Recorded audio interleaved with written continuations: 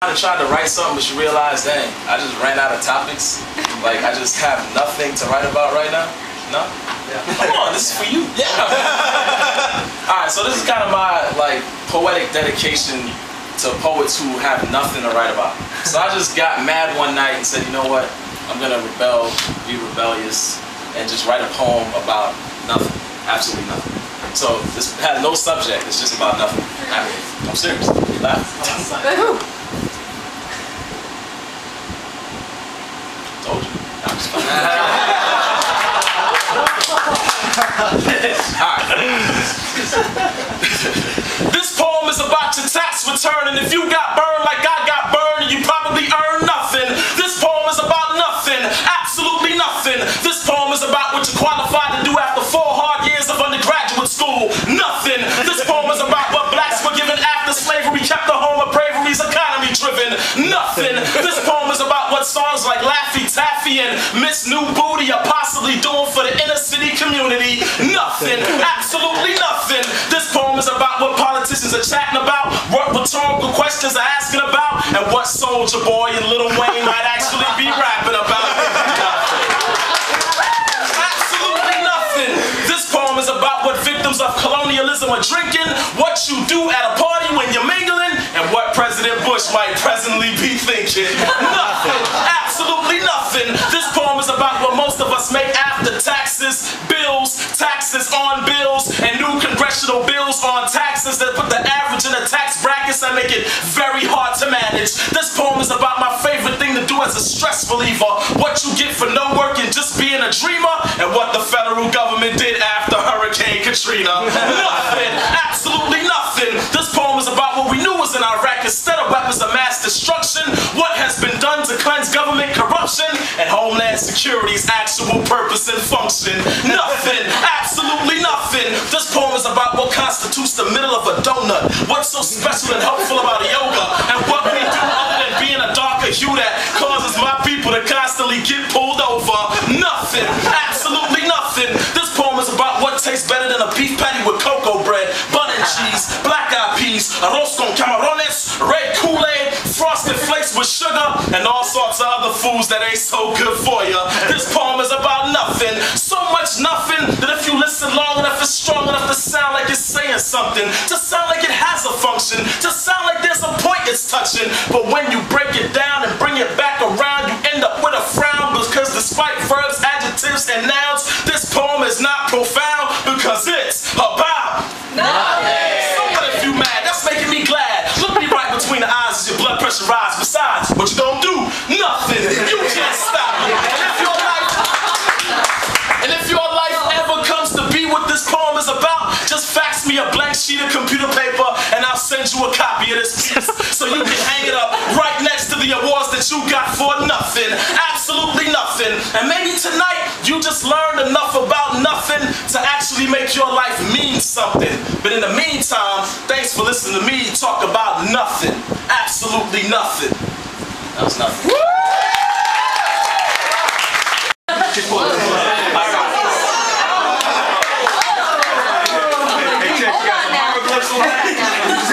This is not English. You got out like Cave in Jerusalem. Dead Sea Scrolls. That's a Dead Sea Scroll. Alright.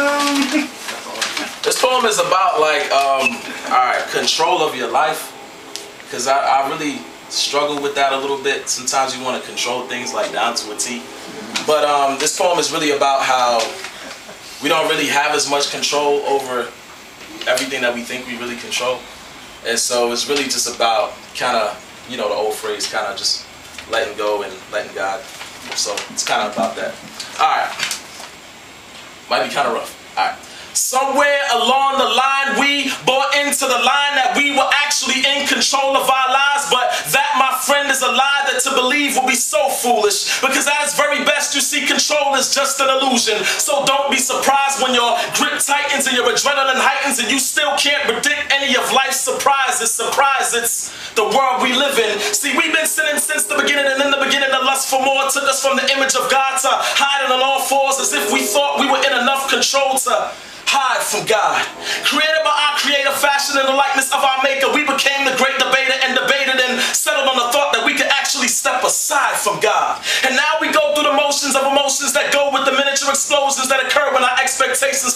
reality. I'm 26 years old with a bachelor's and a master's degree. I'm single, sexy, and free, and he still don't want to marry me. And my heart and soul just cries. Somewhere along the line, we bought into the line that we were actually in control of our lives, but to that you stand and testify and cry. Nah, nah, nah, nah, nah. See, this ain't how I pictured it. I die for this, I live for this, I cry, this is ridiculous. I manage so meticulous, so why can't I just figure this out? Ouch. Our lives do not belong to us, my son, my daughter. And when you realize this, the answer is not to squeeze harder. I pray to the Father that peace will find its way to your door, or maybe it already has, so what are you waiting for? For too long, this lie has been too strong, but as a chosen vessel who digs for the truth using syllables as shovels, I will attempt to undo in 3 minutes what has been in the making since Adam and Eve realized they were naked with one poetic statement. Bringing this section of humanity that God has handed me humbly back to the basics. Let's face it, forget it, let's touch it. Nah, man, you gotta taste this, digest it. When truth is manifested, sit down and get connected or stand corrected, but don't let your spirit man stand neglected, because that's exactly where this carefully crafted poetic chapters are directed. Past the flesh and into the sections of your soul that sit in darkness, and this light is so bright shadows get suntans, but don't be scared. Just give me some time. Because somewhere along the line, we bought into the line that we were actually in control of our lives, but that, my friend, is a lie, so step aside. Let me dig deeper to see you, diagnose it and treat you. The first step is admitting we have a problem. That ain't just for anonymous alcoholics. See, we like Forrest Gump, but hate the fact that life really is like a box of chocolates. You never know what you're going to get. Get your hand out of my pocket. See? Threw you a curveball just to prove my point. You don't even know what I'm going to say. So why would you think you know what tomorrow holds today is foolish? Just face it. I know Jesus said it best. Whoever seeks to save their life will lose it. And whoever seeks to lose their life will save it. Say it's about losing control. Oh. And losing control is about realizing that we never really had it in the first place. See, that's how Adam and Eve lost the first race. The most control we got is probably in the room, then we lose it from our birthday. You can't control when you pass away. You can't control when you pass gas. Sometimes it just happens that way. You can't control your heartbeat. You don't parallel very well. You can't control your parking. Sometimes you can't even control what you think.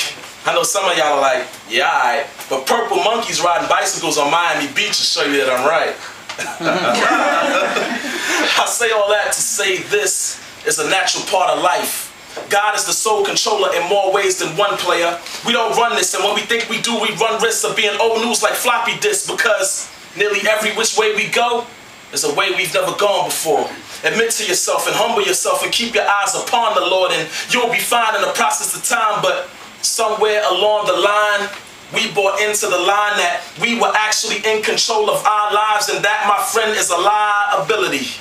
That you can't afford to get in the way of your own ability, but God's stability is far beyond our inability to fully maximize our capabilities. And I know that's a lot of illities, but I truly hope that you're feeling me, because this is truth and it's not really deep. It's just different. Don't be indifferent and put yourself at a distance, then go home and check your Facebook only to realize that, yo, dude with the bald head was dropping knowledge, but I think I missed it. There is a higher power whose power is beyond ours. Let the Holy Spirit show you what the deal is. He'll reveal to you what the real is, because the truth is what his seal is. And you'll need to seek his healing and be renewed in the spirit of your mind, and this could take some time, because somewhere along the line, we stopped freestyling and started writing all our rhymes, writing the order of our lives. And we think God invented the remix when our plans don't go as planned, but God's plan is preeminent, meaning it came first. It's more important, it's going to trump yours whether or not you're feeling it. So I hope that you're hearing this, and don't keep buying the line that you're in control of your life. Because you know that old song, what if God was one of us? Well, he was. His name is Jesus Christ. And on the cross, he lost control to make himself a sacrifice. So if God did it, then who are we to think we won't have to? I guess we ourselves are somewhere along the line, trying to unravel the line, scared to lose control, trying to hold on to our lives.